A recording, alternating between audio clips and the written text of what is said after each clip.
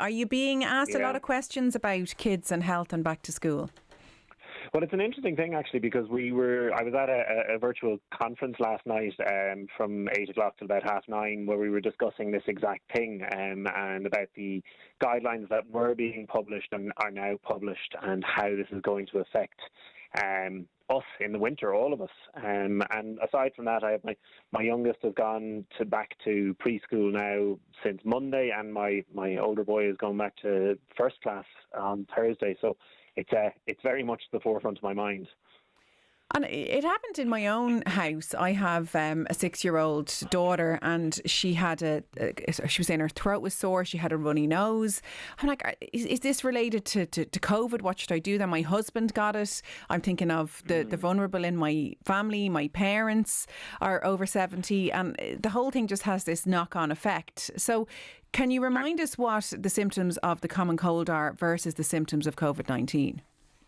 So one of the big things we're going to spend this winter doing is second guessing ourselves as to what's going on, whether this could be COVID or whether it's very unlikely to be. So one of the big things we've sort of looked at using as a way of stratifying whether the risk is significant or not is whether the child has a temperature and whether they're in good form or not. So by a temperature, I mean a temperature checked on the thermometer of over 38 degrees Celsius. So one of the big things I'm saying to all my patients, and that I'd say to any parents out there, is to make sure that you have a working thermometer this winter. More than any other time, any other winter we've had, it's going to be something you're going to be asked a lot. Yeah, know where it is, get the batteries. We're all the same in the middle of the night, rooting around for it. Make sure your 3-year-old hasn't chewed the lid off it. It's important to have it, because I would have previously been fairly happy to go with, well, they felt very hot, but now we're going to need some more concrete characteristics. I suppose if the child has a bit of a cough and a snotty nose, if your child usually has a bit of a cough and a snotty nose throughout the winter, then that's fine. If this is their normal, then that's fine, okay? We're not going to be saying that just because they might have had this runny nose for the last 2 years and now they have it this year and this year it's COVID. It's not. It's whatever they had the last couple of years. Again, if they're well and they're not like a contact of a confirmed case or anything like that. So I suppose if they have a temperature then that goes over 38 degrees but they're still really well, we're advising parents to keep them home from school, to watch them for 48 hours, okay? They don't need to contact the doctor unless the child is unwell.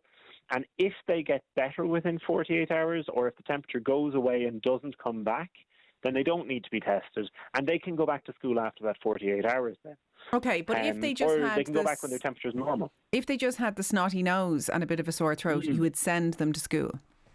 Absolutely, yeah, I would. Now, the important thing is going to be making sure that they are, and I'm sure we've all been doing this with our kids, is getting them more used to washing their hands and sanitizing their hands and coughing and sneezing into their elbow. Now, that's not going to be perfect, but thankfully it seems that the rates of transmission of this coronavirus from children is really, really low. So children are not particularly good at spreading this particular virus. So the risks, particularly what I'm saying to patients of mine who are teachers, is that their risk of transmission is more likely to come from their colleagues rather than the students. So long as we're all being responsible, wearing our masks when it's appropriate, and having good cough and respiratory etiquette, the risks should be very, very low. But certainly it doesn't look like kids are spreaders of this in any huge way. Okay, so it's the temperature you're really looking out for, and that's even with that, difference. Just keep an eye for 48 hours. When should you ring the doctor?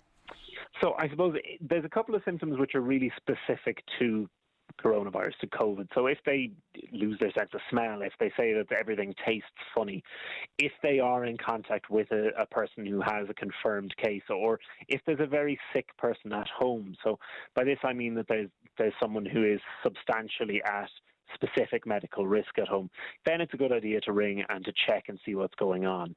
Again, if they get sick and have a high temperature and you're worried about it, then that's the time to give your GP a ring. But if they're well with a temperature, you can afford to sit back and just keep an eye on it, but you would need to isolate them until the temperature goes away.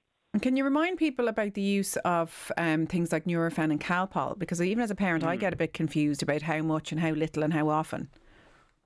I suppose it's something that I go through with people a lot, because the best way to think about it is that they're two completely separate medicines and they don't interact with each other, right? So Calpol or paracetamol, liquid paracetamol, can be given 4 times a day, and liquid ibuprofen or Nurofen can be given 3 times a day. So that means 6 hourly for the paracetamol and 8 hourly for the ibuprofen.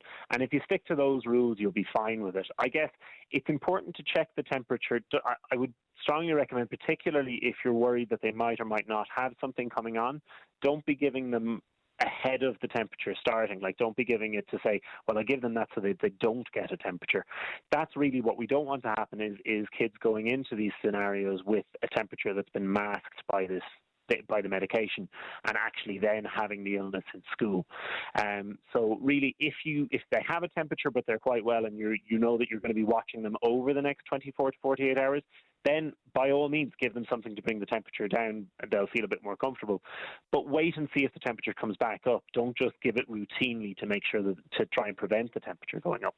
Okay, and if there is no effect from either of those, is that a more worrying temperature? Again, I would always say to parents, it's down to how the child is. I've seen kids with a temperature of 39 running around playing with toys in the children's hospital when I worked in it. And I've seen kids with a temperature of 37 too who are very, very sick. So if your kid is well and has a high temperature, I wouldn't be worried about it.